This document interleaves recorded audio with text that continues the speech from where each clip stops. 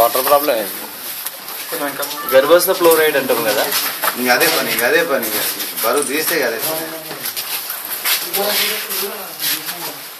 మాట్లాడతాడా. ఏం లేదు, చూపు లేదు, ముడ్డులు లేవు, కాళ్ళు లేవు, బాబు చెవుడు ఒకటి వస్తుంది. తినిపిస్తాడు, టైంకి తినిపించాలి అంతే. ఇక ఇస్తే ఏడుస్తాడు, నేను చేసే పట్ల కొట్టుకుంటాడు, ఏడుస్తుంటాడు. ఇక అమ్మ ఉందా? ఉందమ్మ. మీకు ఇంకెవరికన్నా ఎవరు లేరు మా ఇంట్లో. 13 ఏళ్ళు 14 నడుస్తున్నాయి.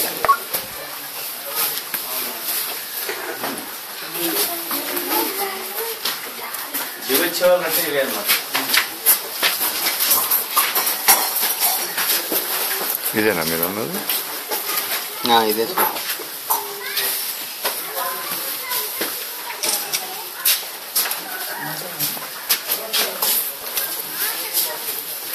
ఇంకెప్పుడు ఒక మనిషి ఉంటారు. మీ సొంత ఊరు ఇదే? ఇదే ఇల్లు, ఇదే ఊరు, ఇదే అమ్మాయి మీ భార్యది? లోయపల్లి. అజయ్. చిన్నప్పుడు మాట్లాడతాడా? లేదు, చిన్నప్పటి నుంచి.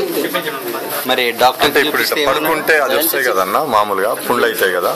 ఏం మాటలు ఏం లేదు, రోజు ఫ్రెష్ కదా. స్నానం చేపిస్తుంటాం, కడుతుంటాం. అంటే కదులుతుంటాడు. స్నానం చేపిస్తారా రోజు? రెగ్యులర్ గా, ఒక రోజు మిస్ కాదు. చలికాలం కానీ ఎండాకాలం కానీ ఫ్యాన్ నడవాలే. 14 నడుస్తున్నాయి. మనం మాట్లాడేది చూడు వస్తుంది. మరి ఏమైనా రెస్పాన్స్ ఇస్తాడా మీకు?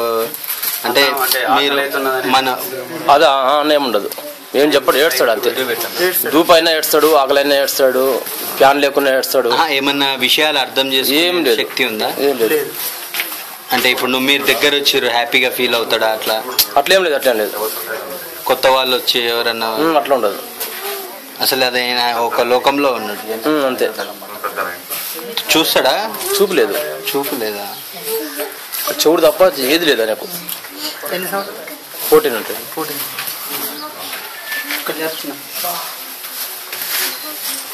ఏమన్నాడు మరి డాక్టర్? ఏమన్నాడు డాక్టర్స్? ఎక్కడికి చూపించారా? చూపించాను, బ్రెయిన్ తక్కువ ఉందని చెప్పిండు. బ్రెయిన్ తక్కువ ఉందంట. బ్లడ్ సర్క్యులేషన్ కరెక్ట్ లేదండి ఆయనకు. నరాలు వేకు. ఇక మంచి ఎగురుతుంటే మంచి పెరుగుతుంటే నరాలు పెరగవచ్చు, బ్రెయిన్ పెరగవచ్చు అని చెప్పి అన్నాడు. ఇక అంతే, నుంచి చూపిస్తలేను. ఇక అట్లే చేసిన.